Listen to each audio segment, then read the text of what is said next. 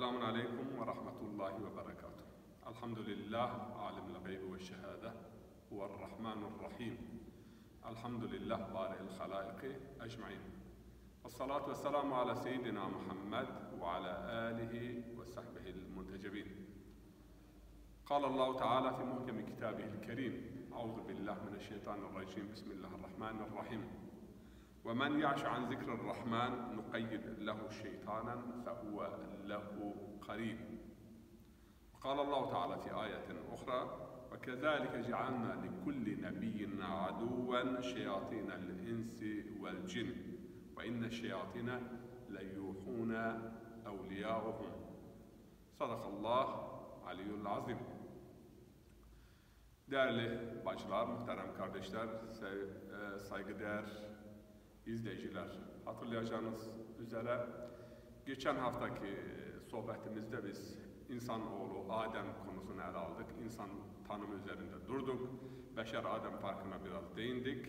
Ve bugün Adem'in karşıt kutbu olan ve Adem ile sürekli bir şekilde çarpışma halinde olan, kavga halinde olan, Kur'an'ın ifadesiyle وَاِنَّهُ لَكُمْ عَدُوٌ مُبِينٌ, sizin için apaçık bir düşman olan şeytan konusu veya şeytan olgusu, şeytan mefhumu üzerinde duracağız ve bunu farklı yönleriyle ele alacağız. Birkaç hafta bu konu üzerinde duracağız. Yani etimolojisinden başlayıp kavramsal izahatını yaptıktan sonra iblis ve şeytan kelimelerinin açıklaması. Ondan sonra ayet-i kerimelerde tabi her gün bir iki ayet-i kerime her programda sizlere okuyacağım. Ve şeytanın varlık felsefesi hakkında konuşacağız. Çünkü bazıları, yani Mevlana'nın ifadesiyle ben görmedim, inanmıyorum. Onun ifadesiyle kendine bak, o zaman görürsün. Yani her insanın da kendi nefsinde şeytanın sözcülüğünü yapan ve şeytan ile irtibat içerisinde olan bir boyutu vardır ki biz buna nefsi emmare diyoruz. Yani kötülüğe ve şeytanlığa insanı yönlendiren, emreden bir boyut vardır. Zaten bu olmasa, içteki şeytan olmasa dışarıdaki şeytan hiçbir şey yapamaz. Aynı şekilde fiziki olarak da baktığımız zaman, yani göz nuru olmasa dışarıda ne kadar da aydınlık olursa olsun o insana fayda sağlamaz. İçeride bir nur olmadı mı dışarıdaki nurun da faydası olmaz. Bu nurdan maksat peygamberlik nuru veya risalet nuru. Tabi her insanın temiz fıtratı, ruhu, vicdanı da yani dışarıdaki nura, hakikatlere ve adalete eşlik etmektedir. Bu olmazsa bunlar birbirlerini tamamlamaktadır. Neden bunu bu şekilde izah ediyorum? Çünkü insan zübde-i alemdir. Yani alemde var olan insanda da vardır. İmam Ali'nin ifadesiyle, yani sen küçük bir cürümden ibaret değilsin. Yani büyük alem sende mundemiç ve mevcut bulunmaktadır. وَتَزَعْمُ أَنَّكَ جِرْمٌ صَغِيرٌ وَلَكِنْ يَنْتَوِي ف۪يكَ الْعَالَمُ الْاَكْبَرِ. Yani sen kendini küçük zannediyorsun ama büyük alem sendedir. Dışarıda var olan, dış alemde var olan her şeyin bir kopyası, numunesi, küçük örneği bizim varlığımızda da söz konusudur. Kendi varlığımızı ölçü olarak aldığımızda ve şeytani güç ve kuvveler veya nefsi emmare veya kötü eğilimlerin kaynağını teşkil eden o bizdeki güç ve kuvvet dışarıda büyük alemde de kötülüğün, şirretin kaynağı olan bir olgu veya bir güç veya bir varlığa delalet etmektedir. Şimdi ayet-i kerimede Allah-u Teala buyuruyor ki kim Allah'ın zikrinden, yani kalben Allah'ı anmaktan yüz çevirirse ve Rabbi ile irtibatını koparırsa biz ona bir şeytan karar kılırız ve o şeytan sürekli olarak onunla birlikte olacaktır. Peygamber Efendimiz'e bu konuda sorulmuştur. Yani şeytan hakkında. Peygamber Efendimiz her insanın bir şeytanı vardır. Ya Resulullah, sizin de şeytanınız var mı? Evet, benim de şeytanım var ama ben onu kontrol altına almışımdır. Yani zikir ile, Allah'la irtibat ile ve nefis terbiyesiyle içerideki şeytan kontrol altına alındığı zaman dışarıdaki şeytan da kontrol altına alınmış oluyor. Ayrıca Allah-u Teala insi ve cinli şeytanlardan bahsetmektedir. Yani hiçbir peygamber olmamıştır ki ona düşmanlar kılınmış olmasın. İnsanlardan ve şeytanlardan, yani insi şeytanlardan ve cinli şeytanlardan peygamberlere daima düşman olmuştur. İnsi şeytanlar burada cinli şeytanlardan daha öncelikli gelmektedirler. Bu da şunu gösteriyor, yani şeytanın fonksiyonu peygamberlerin getirdiği, muslihlerin getirdiği insani, ahlaki mesajlara, hakka ve hakikate karşı çıkmak ve bozgunculuk yaratmak, ateş yakmaktır. Gelelim kelimenin sözcük anlamına. İki kelime var yani. Birisi iblis ve birisi şeytan. Aradaki fark nedir? Şeytan daha genel anlamıyla insi olabilir, cinli olabilir, hatta hayvanlardan da olabilir. Bu konuda Arap edebiyatçılarının bir yorumu vardır, bir kavramı vardır. Yani şeytan hakkında kullu mutemerridin minel insi vel cinni ve devab. Yani baş kaldıran, bozgunculuk yapan, ifsat çıkaran insanlardan, cinlerden veya hayvanlardan her şey şeytan konumundadır. Şeytan kelimesi şetane kökünden gelmektedir. Yani uzak olmak. Onun için Arapçada bi'run şetun denildiği zaman derin çukur ve derin kuyu anlamında kullanılıyor. Yani Allah'ın rahmetinden uzak olan. Eğer şetane kökünden bunu kabul etmiş olursak.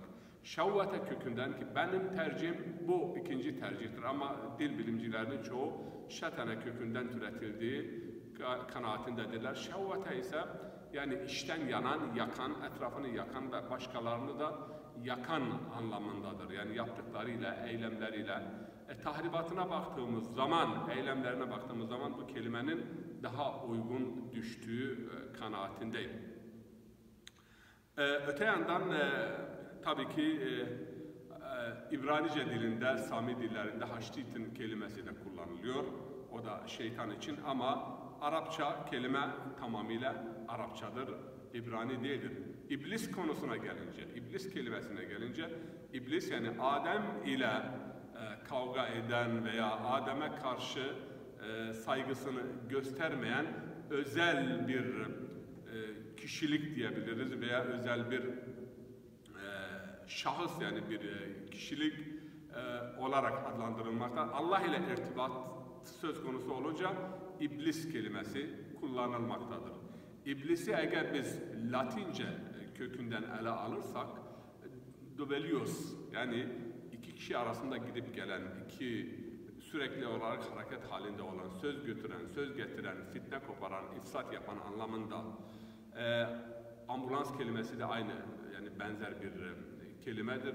Hasta ile hastahane arasında sürekli gidip gelen, yani taşıt anlamında. Ama Arapça kelimesiyle biz ele alırsak iblis, eblese, bizim İslam alimlerinin çoğu bu yönde yaklaşım sergilemektedirler. Yani eblese kökünden umutsuzluğa kapılmış olan, Allah'ın rahmetinden uzaklaşmış olan kişi veya işte cin veya mahluk anlamında kullanmışlardır. Ancak kelimenin çoğuluna baktığımız zaman ebalise denilir. Biz bunu biliyoruz Arap dilinde. Ebalise, kayasira, faraine gibi yani başka dillerden alınan kelimeler için bir çoğul yapıldığında çoğul kipi faal ile şeklinde oluyor. Bu çoğul kipi ebalise Arabi kelimeler için kullanılan bir çoğul değildir. Debelius yani iblis anlamında ki kelime için kullanılan bir çoğul kiptir. Arabi kelimeler için kullanılmıyor veya Almanca'da zaten iblis kelimesi için ferbirra yani karıştıran, ortalığı bulandıran ve fitne çıkaran anlamı kullanılmaktadır. Peki, niçin Allah-u Teala bunu yaratmıştır? Burada soru, herkesin zihnini kurcalayan soru şudur. Varlığına niçin? Ve bu memur mudur? Çünkü Kur'an-ı Kerim'de bazı ifadeler var. Bu ifadeler bizi düşünmeye ve tefekküre götürmektedir. Kur'an'da şeytan diyor ki فَبِعِزَّةِ اللّٰهِ yani Allah'ın izzetine yemin فَبِعِزَّتِكَ Allah'ım senin izzetine yemin olsun. Veya اِنِّي اَخَافُ اللّٰهِ ben Allah'tan korkuyorum. Veya İbrahim suresinde ilginç o ayeti kerime üzerinde çok durmak lazım burada. وَقَالَ الشَّيْطَانُ لَمَّا قُدِيَ الْاَمْرِ yani iş bittikten sonra şeytan şöyle dedi. İnna Allah va'adakum va'dal hak ve va'adtukum fe ahlaftukum. فَلَا تَلُومُونِ وَلُومُوا أَنْفُسَكُمْ وَمَا كَانَ لِي عَلَيْكُمْ مِنْ سُلْطَانٍ. Yani benim sizin üzerinde bir otoritem yoktu. Beni kınamayın, kendinizi kınayın. Ben sizi çağırdım, siz de geldiniz. Bugün ben sizi kurtaracak değilim, siz de beni kurtaracak değilsiniz. Ama inne zalimine lehum azabun elim. Yani ayetin devamında ma ana bimusrihikum ve la entum bimusrihi inne zalimine lehum azabun elim. Ve inni kefertu bima eşrektumuni min kabl. Sizin daha önce beni Allah'a şirk koşmanız veya Allah'a ortak koşmanız. Tabi bu ortaklık yani benim yoluma gelmeniz, Allah'ın yoluyla benim yolumu karıştırmanız bu anlamda ele alınmalıdır. Yoksa Allah'a ortak yani bir yaratıcı veya bir güç veya bir kuvvet sahibi olarak değil. Şirkin tabi farklı anlamları vardır. Buradan anlaşılıyor ki benim yani acizane kanaatim görevlidir, memurdur ve Mevlana'nın ifadesiyle şeytanın görevi yani Türkmen köpeği gibi çadırın önünde bekleyen ve sahibine gelen, sahibinin dostu olan konuklara ses çıkarmayan, yabancı olan ve dostluğu olmayan insanlara da havlayan bir köpek yani misali tanımlanmaktadır. Ve çünkü bir güç ve kuvveti yok, sadece çağırması vardır. Bu anlamıyla bir memur mudur, memur değil midir? Bu konuları inşallah önümüzdeki günlerde yani farklı yönleriyle ele almaya çalışacağız. Ama bu kadarını bilelim ki kardeşler, biz insan olarak kendimize baktığımız zaman bizde bir vicdan var. Vicdan adaleti gerektiriyor. Mahkemeyi temsilen, mahkemenin sözcüsü bizim vücudumuzda vicdanımızdır. Bizim vücudumuzdan menfaatlerimizi tehlikeye düştüğü zaman yani polis hükmünde veya saldırganlık yapan yani güç ve kuvvet vardır. Yani tabiri caizse polis görevi yapan veya asker görevi yapan. Dışarıda da bunun temsili vardır. Bizde efendim mesela yani bazı zamanlarda yani hile ve hurda ile hareket etmeyi gerektiren bir güç ve kuvvet var. Yani dışarıda ne varsa bizde de o vardır. Melek de vardır. Yani aklımız aslında salt işlediği zaman melektir. Zaten melek yetenek, istidad ve hatta bazı şiirlerde yani melek dahi akıl olarak insanın değeri anlatılırken yani melekler sana karşı, akıllar sana karşı gıpta ediyordu. Ey Adem sen kendini yaptıklarınla ne hale düşürdün? Yani kendimizi ölçü olarak ele alıp şeytanın varlığını da biz düşünebiliriz ve anlamaya çalışabiliriz. Bir güç müdür, bir kuvvet midir, bir şahıs mıdır? İblis olarak baktığımız zaman şahsiyet kazanıyor ama bunun dışında diğer varlığa baktığımız zaman insanlarda da şahıstır ve bir insan eğer sürekli kötülük yapıyorsa, sürekli fesat, ifsat koparıyorsa, bu insan öldüğü zaman, onun vücudu alındığı zaman ruhu şeytanın fonksiyonunu yerine getirmiş oluyor, şeytanlaşıyor. Bugünlük yani bu kadar.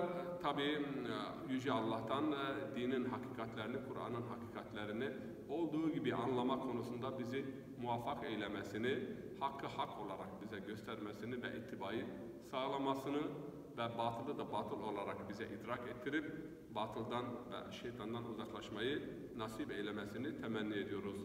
Vesselamu aleyküm ve rahmetullahi ve berekatuhu.